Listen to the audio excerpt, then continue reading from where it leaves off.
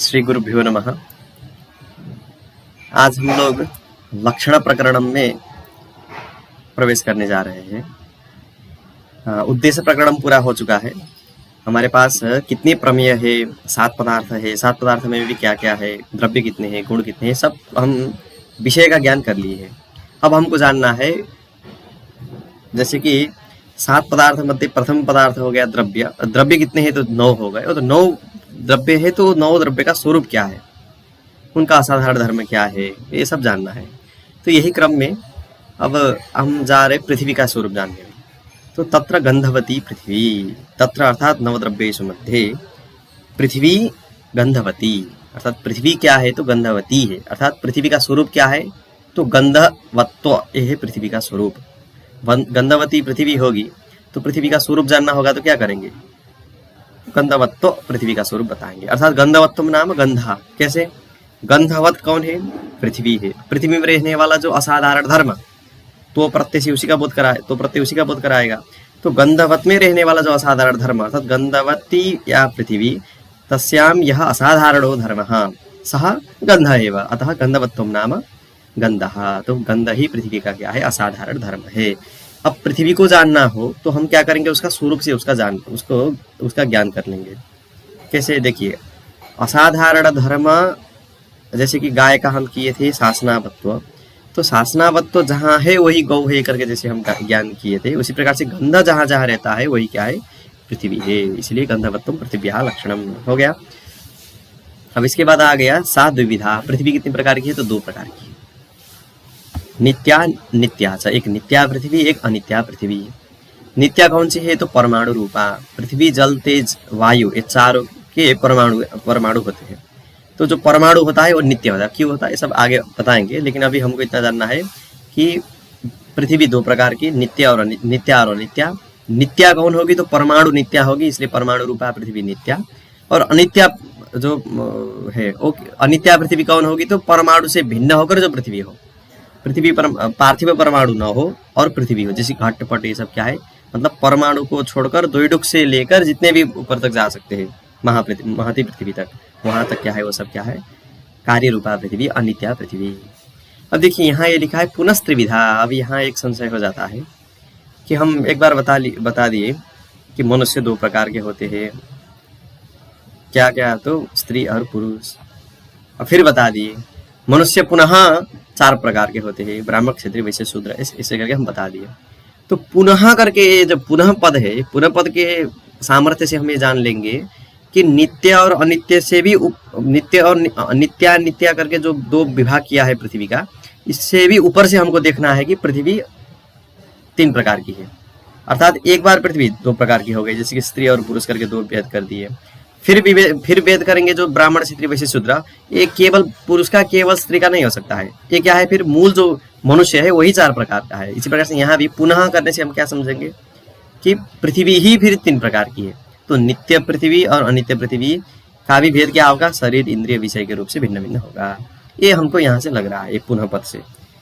लेकिन इससे भी और नवीन ग्रंथ हम देखेंगे, अब कारिकावली हम देखेंगे, वहां देखेंगे तो वहां क्या है, अनित्या तो तदन्या स्यात् सैवा वयवयोगिनी करके ये सब आया है।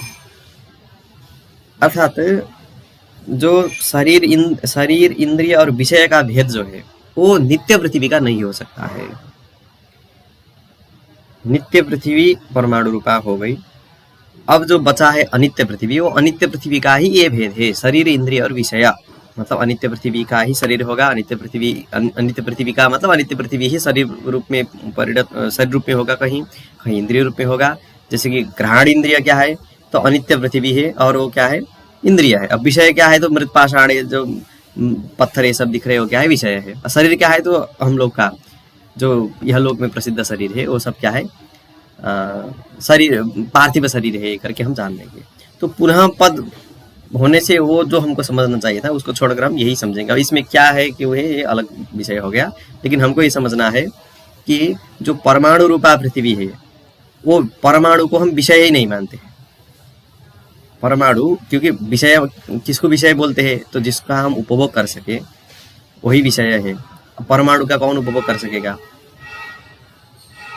है ना। उपभोग किसका होगा, घटपटादि पृथ्वी जो महत पृथ्वी है उन सबका होगा। इसीलिए परमाणु जब विषय नहीं हो सकता है, परमाणु शरीर नहीं हो सकता है, परमाणु रूप इंद्रिय भी नहीं हो सकता है, तो उसका विभाग करने में कोई औचित्य नहीं है। इस भाव से हम अनित्या पृथ्वी ही 3 प्रकार की है ये समझेंगे। ठीक है, इसके लिए कारिकावली एक प्रमाण हो गया। क्या आया है वहाँ, तत्र क्षितिर्गंध हेतु नाना रूपवती मता षड्विधस्तु रसस्तत्र गंधस्तु द्विविधो मतः। ऐसे करके सब बताते बताते गए। अंतिम में अनित्या तु तद अन्यास्या, तद अन्य मतलब एक नित्य परमाणु से भिन्ना जो पृथ्वी है वो अनित्या तु तद अन्यासात शैवा वयवयोगिनी साच त्रिधा। साच त्रिधा मतलब फिर तत्पर से किसको लेंगे, अनित्या पृथ्वी को ही लेंगे। इसलिए साच त्रिधा मतलब पृथ्वी त्रिधा नहीं है, अभी तो जो अनित्या पृथ्वी है वही 3 प्रकार से विभक्त होता है। शरीर इंद्रिय विषय के भेद से करके हम समझेंगे। शरीर क्या है, तो पार्थिव शरीर किसका है, तो हमारा ही, हम लोग जो मनुष्य आदि है सबका शरीर क्या है, मनुष्य पशु इत्यादि जितने भी है। और ये नहीं कि जो जल में रहने वाले पशु उनका जलीय शरीर है, उनका भी पार्थिव है। ठीक है, तो ये सब हो गया शरीर। और इंद्रिय क्या है, तो गंध ग्राहकम घ्राणम नासाग्रवर्ती। देखिए अब इंद्रिय के निरूपण में ना एक स्वारस्य है यहाँ। इंद्रिय का निरूपण ग्रंथकार कैसे करते हैं, सबसे पहले काम बता देते हैं। ठीक है, जब हम हमारा काम पता चल जाएगा तो हमारा नाम क्या बताना है, नाम स्वतः पता चल जाएगा। तो काम, नाम और उसके बाद स्थान कहाँ रहता है ये बताते हैं। पृथ्वी जल तेज वायु तीनों जगह देखिए आप यही तरीके से बताते हैं। तो सबसे पहले काम, इसलिए नाम नहीं चाहिए, सबसे पहले काम चाहिए। तो गंध ग्राहकम, इंद्रिय का काम क्या है, तो गंध का ग्रहण करना। और ग्राहक मतलब यहाँ प्रत्यक्ष, गंध का प्रत्यक्ष करना। और नाम क्या है, तो घ्राणम, कहाँ रहता है, तो नासाग्रवर्ती। ठीक है, नासा के अग्रवर्ती भाग में रहता है। अग्र करके यही भाग ऐसा नहीं है। ठीक है, अब यहाँ ये तो अंत्य भाग हो जाएगा, इसलिए अग्र भाग मतलब सबसे ऊपर। कहाँ है देख तो नहीं सकते हैं कि इंद्रिय दिखता नहीं है, इसलिए तो यहाँ रहता है करके भी बता नहीं सकते। लेकिन यह है कि नासाग्रवर्ती, नासाग्र स्थान में रहता है।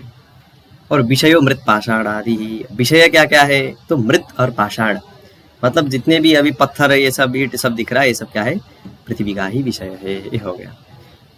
अब तत्र का अब दीपिका लिख रहे हैं, तत्र उद्देश्य क्रमानुसारेण प्रथमम पृथ्व्याः लक्षणम आह। अब देखिए ये सब जिज्ञासा हो सकती है कि पृथ्वी का ही पहले निरूपण क्यों किया, आकाश से करते, थोड़ा जल से करते। तो बता रहे हैं उद्देश्य क्रम मतलब उद्देश्य किस क्रम से किए हैं, तो पृथ्वी तेज वायु आकाश ऐसे किए हैं। तो उद्देश्य क्रम में जो प्रथम है उसी से किए, इसलिए तत्र उद्देश्य क्रमानुसारात् प्रथमम पृथ्व्या लक्षणमाह तत्रेति। अब ये बात हो सकती है फिर उद्देश्य क्या है, तो हम बता चुके थे, नामना पदार्थ संकीर्तनम। नाम लेकर उसको संकीर्तन मतलब भजन गाना नहीं है, तो पदार्थ का संकीर्तन मतलब पदार्थ का ज्ञान, संकीर्तनम। ठीक है, नाम से पदार्थ को जानना, इतना ही क्या है उद्देश्य है, बताना, यही क्या है उद्देश्य है। और उद्देश्य क्रम, अब फिर ये जिज्ञासा हो सकती है ना कि पृथ्वी का निरूपण सबसे पहले क्यों किए, क्योंकि उद्देश्य क्रम में पृथ्वी का पहले निरूपण है इसलिए किए। वहां जिज्ञासा करेंगे हम कि उद्देश्य क्रम में पृथ्वी का सबसे पहले निरूपण क्यों किए, ये भी तो हो सकती है। इसके लिए बता रहे हैं उद्देश्य क्रमे सर्वत्र इच्छा ही बनी है, उनकी इच्छा थी। ठीक है, वहां जाके कौन प्रश्न कर सकता है। जो सूत्रकार पृथ्वी तेज वायु आकाश लिखे हैं तो उनके लिए हम पहले भी बता चुके थे, स्वतंत्र इच्छा से मुने है नियोग परिनियोगा नरहत्वा। तो निंदा भी नहीं कर सकते क्योंकि ऐसे ऐसे करके, और कोई प्रश्न भी नहीं कर सकते हैं। क्या है कि उद्देश्य क्रम में हमेशा क्या होता है, इच्छा ही नियामिका होती है, किसको प्रथम रखे, किसको द्वितीय में बताए, वो सब बताना ही। अब फिर यदि जल को मान लीजिए आकाश को प्रथम में रखते, फिर भी तो प्रश्न हो सकती थी कि आकाश को क्यों किए, आकाश का ही प्रथम में क्यों किए। इसलिए ये अशोकवनिका न्याय जो बोलते हैं, ऐसे इस तरीके से उद्देश्य क्रम में इच्छा ही नियामिका होती है।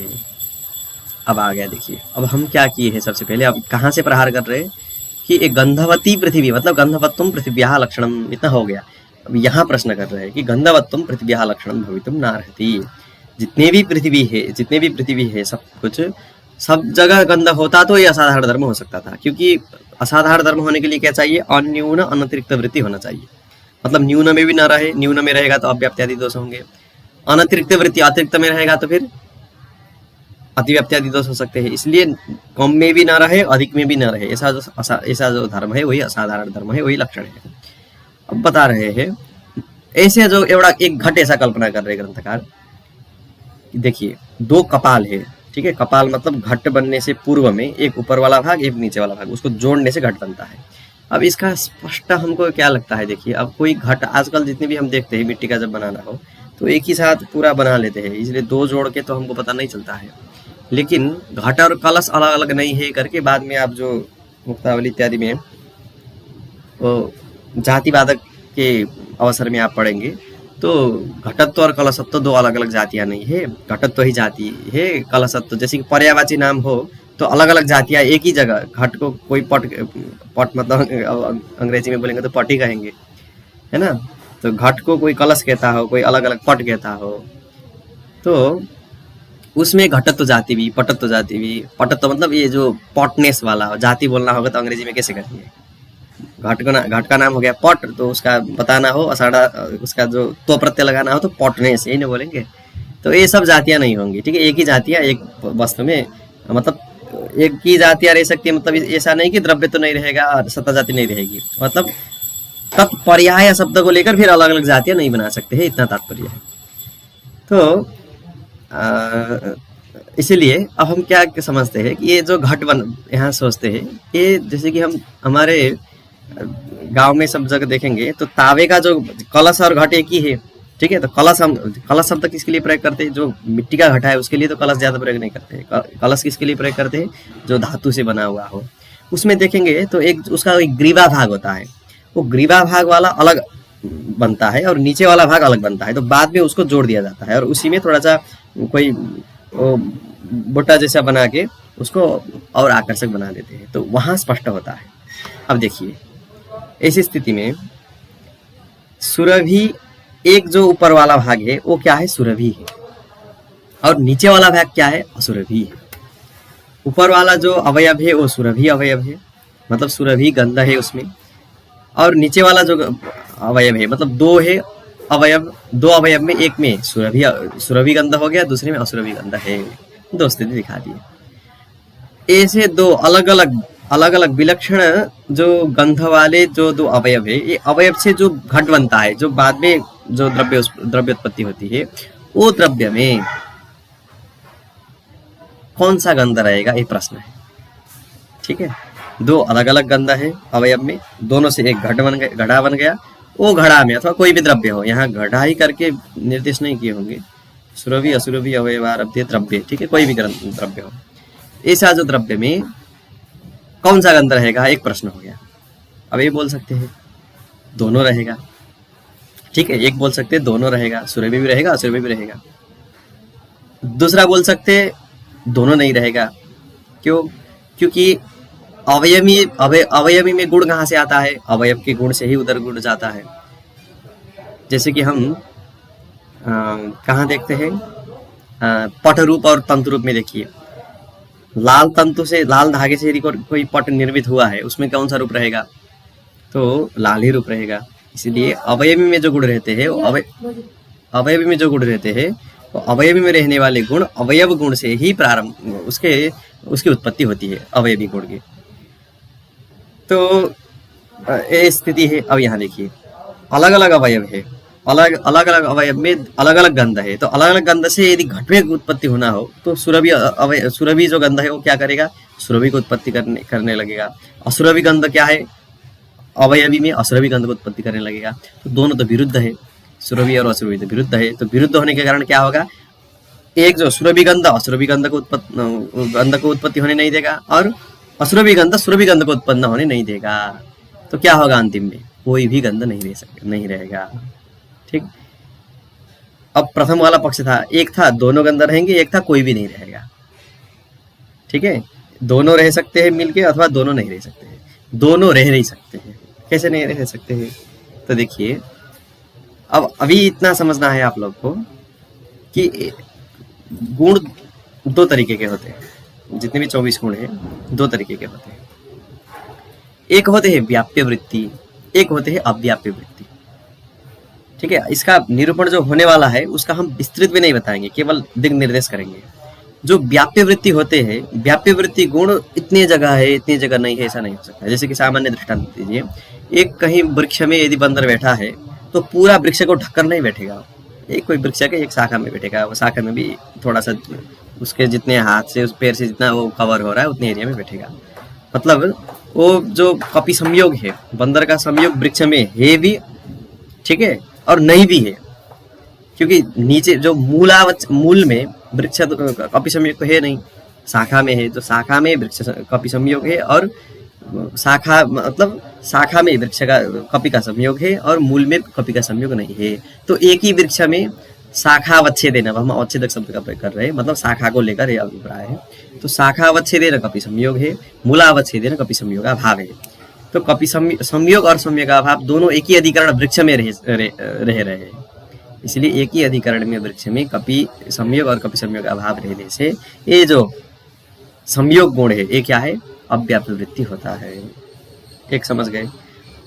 अव्याप्य वृत्ति मतलब स्व भी रहे और स्वात्यंता अभाव भी रहे, संयोग भी रहे और संयोग का अभाव भी जहाँ रहता है, ऐसा गुण, ऐसा जो ऐसे स्वभाव वाला, मतलब अपना जो अभाव और स्व और स्वाभाव दोनों रह सकते हैं अवच्छेदक के भेद से।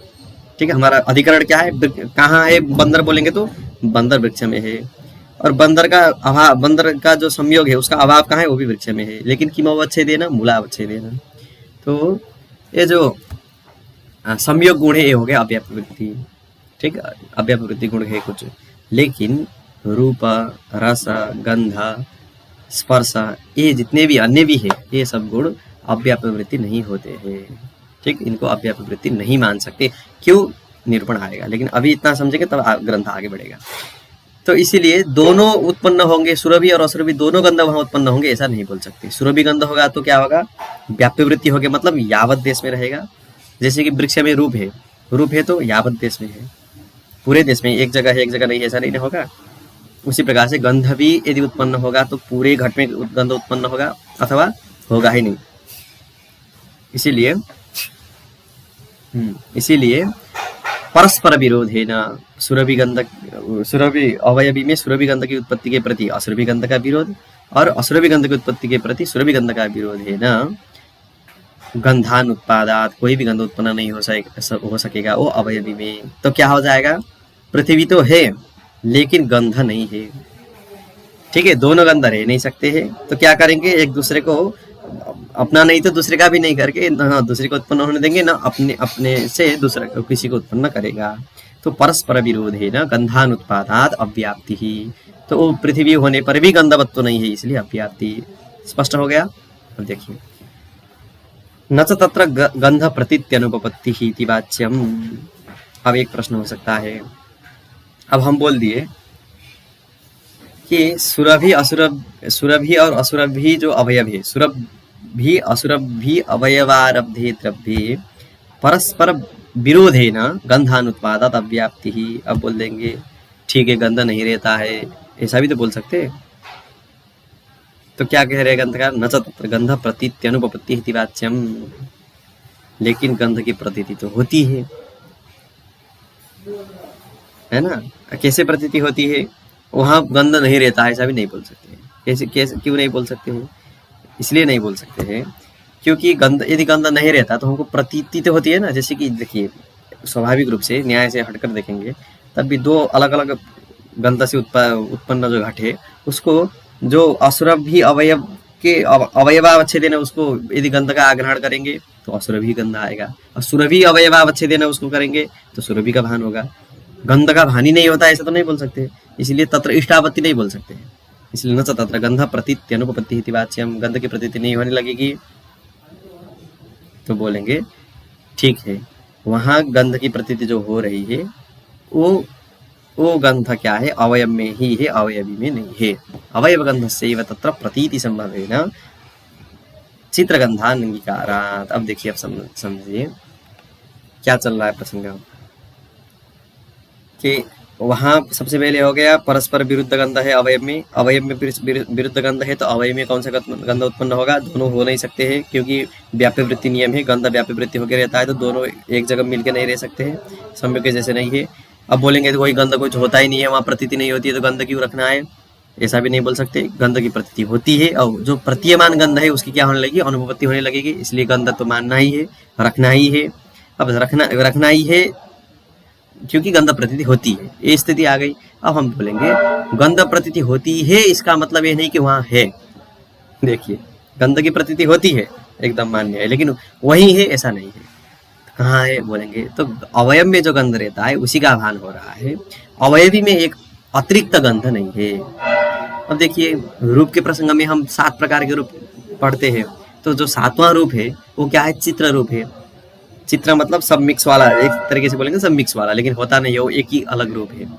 तो उसी प्रकार से यहाँ भी जैसे कि वहाँ चित्र कोई भी एक वस्तु में लाल पीला सब रंग मिक्स है, तो उसमें लाल भी है, ये है, जैसे हम अभी बोले ना लाल भी है पीला भी है, ऐसा होता नहीं, वो क्या है? वो अलग एक रूप है, जैसे वहाँ स्वीकार किया जाता है उसी प्रकार से यहाँ भी एक। और गंध कितने प्रकार के? 3 प्रकार के, सुरभि, असुरभि और एक चित्रगंधा। चित्रगंधा मतलब ये दोनों मिक्स वाला है, ऐसा भी नहीं मान सकते हैं। क्यों नहीं मान सकते हैं? मतलब मानना ही नहीं है, इसलिए नहीं मान सकते।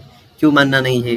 देखिए, वहाँ क्या होता था, अलग अलग जो रूप वाला, जैसे कि अभी न्याय से हम थोड़ा बाहर जाके बोले तो जिसमें लाल भी दिख रहा है, थोड़े से साइड में लाल है, फिर इधर पीला है, फिर इधर हरा है, इसमें अलग अलग रूप तो रह नहीं सकते हैं, क्योंकि अलग अलग रूप एक मिल के नहीं रह सकते। क्यों? क्योंकि ये व्याप्य वृत्ति होता है। जब व्याप्य वृत्ति होगा तो दोनों सब मिल के नहीं रह सकते, एक रहेगा तो पूरा ढक के रखेगा।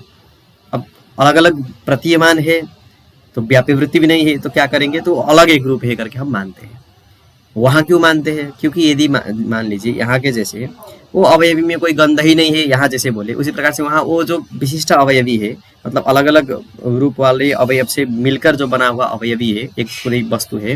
मान लीजिए एक पूरा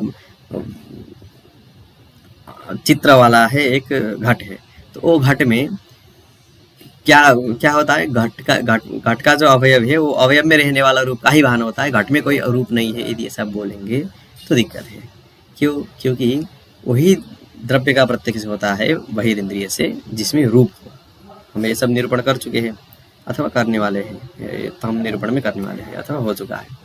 तो रूपी द्रव्य से चाक्षुष प्रत्यक्षम भवति यदि घटे रूपम नास्ति घटावयवेषु रूपम अस्ति चेद घटावयवानामेव प्रत्यक्षम स्यात् घटस्य प्रत्यक्षम न स्यात्। अतः घटेपि रूपम अस्ति इति वक्तव्यम्। तच्च रूपं शुक्लनीलादि अनेक रूपाणि तत्र अव्यापवृत्तित्वेन सन्ति इति वक्तुं न शक्यते। यतोहि रूपस्य व्यापवृत्तित्व नियमः। जब रूप व्यापवृत्ति है तो अनेक नहीं रह सकते, तो एक मानना होगा। तो एक क्या मानेंगे? तो चित्र मानेंगे, वहाँ किए थे। यहाँ क्या होगा?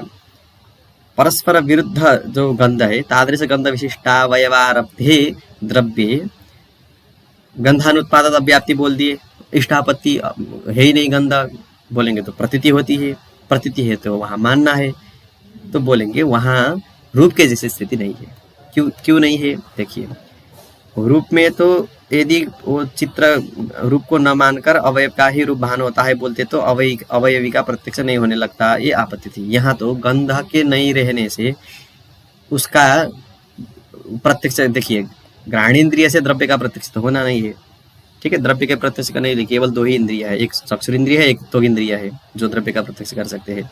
घ्राणेन्द्रिय से द्रव्य का प्रत्यक्ष होता नहीं है। गंध का प्रत्यक्ष हो रहा है, वो गंध का कहाँ का है? अवयव का ही गंध है बोलेंगे, तो अवयवी में गंध मानने की कोई आवश्यकता नहीं है। वहाँ का जैसा तरी रूप रहितत्वेन पटस्य अप्रत्यक्षत्व प्रसंगात वाली स्थिति यहाँ नहीं है, इसलिए चित्रगंध को नहीं स्वीकार करते हैं, ठीक। अवयव गंध से तत्र प्रतीति संभवेन चित्रगंधान्यंगीकारात्, इसलिए चित्रगंध को अंगीकार करने में कोई आवश्यकता नहीं है। वहाँ क्या है? तो गंध नहीं है, फिर भी हमारा दोस्त तो तदवस्थ है, क्योंकि जो अव्याप्ति दिए थे गंधवत्वम बोलेंगे तो एतादृश घटे द्रव्य अव्याप्ति है, वो अव्याप्ति तदवस्थ है। तदवस्थ होने पर भी समाधान के लिए हम उसमें अतिरिक्त चित्रगंध मानकर गंधवत्व ऐसा स्वीकार नहीं करेंगे, अव्याप्ति है अभी। तो वहाँ जो प्रतीयमान गंध किसका है? अवयव का ही गंध है। तो अवयव गंध से तत्र प्रतीति संभवेन चित्रगंधान्यंगीकारात्। हाँ, अब एक हो गया, अब आ गया किंच, फिर दोषांतर दे रहे, उत्पन्न विनष्ट घटादो अव्याप्ति ही। अब देखिए फिर एक आ गया दोष, एक दोष हो गया तो फिर दोष दे रहे हैं कि उत्पन्न विनष्ट घटादो अव्याप्ति ही। अब देखिए ये जो स्थलांतर में भी बीज है, स्थलांतर वाला जो बीज बताने लगेंगे तो फिर इसी में आज का आधा घंटा चला जाएगा, तो इसलिए फिर किंच मतलब दोषांतर महा, इतना समझ लीजिए। दूसरा एक, जैसे कि पहले ही दिए थे द्रव्य के लक्षण में गुण क्या है, गुणवत्तम द्रव्य से लक्षण जब किए थे तो वहाँ भी दो स्थल में दोष दिए थे। एक दिए थे उत्पन्न विनष्ट द्रव्य में, और दूसरा दिए थे आद्य क्षणावच्छिन्न द्रव्य में 2 जगह दोष दिए थे, समान रीति से यहाँ भी दोष देना है। उत्पन्न विनष्ट घट, एक हो गया उत्पन्न विनष्ट घट, उत्पन्न और विनष्ट, जैसे कि कैसा है, उत्पत्ति हुआ, उत्पत्ति काल अवच्छेदन हो, क्या है हमारा नियम है उत्पन्न द्रव्यम क्षणम निर्गुणम निष्क्रियं च तिष्ठति, तो निर्गुण है, उत्पन्न उत्पत्ति काल अवच्छेदन निर्गुण है, और वो क्या है दूसरा क्षण विनष्ट है, विनष्ट है तो उसमें रूप है नहीं, तो न उत्पन्न ऐसा जो घट है उत्पन्न विनष्ट जो घट है इसमें कोई भी गंध कर्म कुछ भी रह नहीं सकता है। तो एतादृश जो लेकिन घट है, घट मतलब पृथ्वी है, पृथ्वी होने पर भी इसमें कभी भी जिंदगी में रूप रहेगा ही नहीं, इसलिए उत्पन्न विनष्ट घटा दो अव्याप्ति ही। और आदिपति किसको लेंगे, तो फिर वही उत्पत्ति कालावच्छिन्न जो घट, मतलब ये उत्पन्न विनष्ट घट में रहेगा ही नहीं, और उत्पत्ति कालावच्छेदन घट में क्या होगा, उत्पत्ति कालावच्छेदन गंध नहीं रहेगा लेकिन स्थिति कालावच्छेदन गंध रह सकता है, इसलिए आदिपति उसको लेना है। तो उत्पन्न विनष्ट घटे एवं उत्पत्ति कालावच्छिन्ने घटे च अव्याप्ति ही यदि चेत, तो 2 जगह, ठीक है 3 जगह हो गया, एक उत्पन्न विनष्ट घट, एक उत्पत्ति कालावच्छिन्न घट, है ना। उत्पत्ति अंतर इतना है कि उत्पन्न विनष्ट घट में कभी गंध नहीं रह सकता है, और उत्पत्ति कालावच्छिन्न जो घट है उसमें स्थिति कालावच्छिन्न रह सकता है, इसलिए 2 अलग अलग हो गए। और एक हो गया ऐसा एतादृश जो सुरभि और असुरभि गंध से उत्पद्यमान जो घट अथवा कोई द्रव्य, 3 जगह दोष हो गया। इसमें पृथ्वीत्व तो है लेकिन गंधवत्व नहीं है, लक्ष्यतावच्छेदक तो है लेकिन लक्षण नहीं है, इसलिए यत्र यत्र लक्ष्यतावच्छेदकम तत्र तत्र लक्षण में नहीं गया, मतलब लक्षण का व्याप्य लक्ष्यतावच्छेदक नहीं हुआ, ठीक। यत्र यत्र लक्ष्यतावच्छेदकम तत्र तत्र लक्षणम बोलेंगे तो यत् पद से लक्ष्यतावच्छेदक हो गया, तो लक्ष्यतावच्छेदक व्याप्य होना चाहिए था, तो वो लक्षण लक्ष्यतावच्छेदक का व्यापक नहीं हुआ, सीधे सीधे बात। अब देखिए 3 दोष हो गए, तो इसके समाधान के लिए जो रास्ता वहां अपनाए थे द्रव्य के निरूपण में वही रास्ता यहाँ अपनाना है, कि जहां भी ऐसी स्थिति आती है तो हमको क्या करना है, जाति घटित लक्षण करना है। इसीलिए द्रव्य का लक्षण क्या है, तो द्रव्य तो जाति मत्वम, ठीक है। और यहाँ भी ये क्या कौन सा आ गया, अभी पृथ्वी का लक्षण करना है, तो क्या पृथ्वीत्व जाति मत्वम। और जब पृथ्वीत्व जाति को पृथ्वीत्व ये शब्द से उल्लेख करेंगे तो पृथ्वी का ही हम स्वरूप नहीं जान चुके हैं, तो फिर पृथ्वी में रहने वाला जो धर्म पृथ्वीत्व ये सब एकदम पृथ्वीत्व जाति निरूपण ही असंगत हो जाएगा, इसलिए हमको पृथ्वीत्व जाति को ही लेना है, लेकिन पृथ्वीत्व ये शब्द से नहीं लेना है, समझे। पृथ्वीत्व जाति को ही पकड़ना है, लेकिन उसका साक्षात पृथ्वीत्व ये ग्रहण नहीं करना है, घुमा फिरा के वहां तक जाना है। और कैसे जाना है, तो देखिए अब लिख रहे ग्रंथकार, गंध समानाधिकरण द्रव्यत्वा पर जाति, ऐसी जाति जो गंध की समानाधिकरण हो और द्रव्यत्व से अपर मतलब न्यून देश में रहने वाली हो, ठीक। अब देखिए गंध समानाधिकरण जाति क्या क्या है, तो गंधाधिकरण वृत्ति जाति को ही हम क्या कहेंगे, गंध समानाधिकरण जाति कहेंगे। समानाधिकरणत्व नाम तदधिकरण वृत्तित्व, तो गंध का जो अधिकरण पृथ्वी है उसमें रहने वाली जाति बोलेंगे तो पृथ्वीत्व जाति सीधा सीधा। उसी प्रकार से द्रव्यत्व जाति, उसी प्रकार से सत्ता जाति, तो अब उसी प्रकार से, ठीक है। अभी इतना 2 घटत्व पटत्व को मत लीजिए, तो गंध समानाधिकरण जाति करके पृथ्वीत्व मिल गया, द्रव्यत्व मिल गया और सत्ता मिल गई, तो इतने जाति मध्य हमको पृथ्वीत्व का ही लेना है। तो हम क्या करेंगे, ये जो मध्यम वाला है मध्यम वाले से कनिष्ठ होना चाहिए, मतलब मध्यम वाले से कनिष्ठ, मध्यम वाला भी नहीं है ये ज्येष्ठ भी नहीं है, कौन बचेगा, यही कनिष्ठ बचेगा।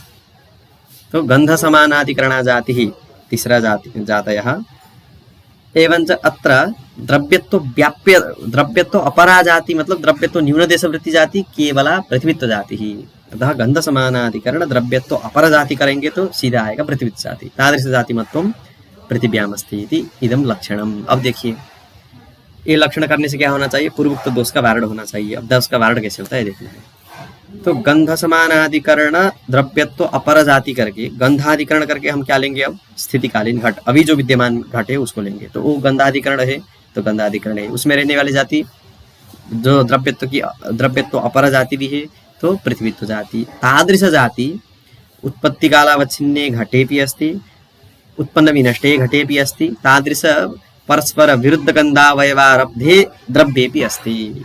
ऐसे करने से सब जगह जो अव्याप्ति थी अव्याप्ति की परिहार हो जाए, ठीक।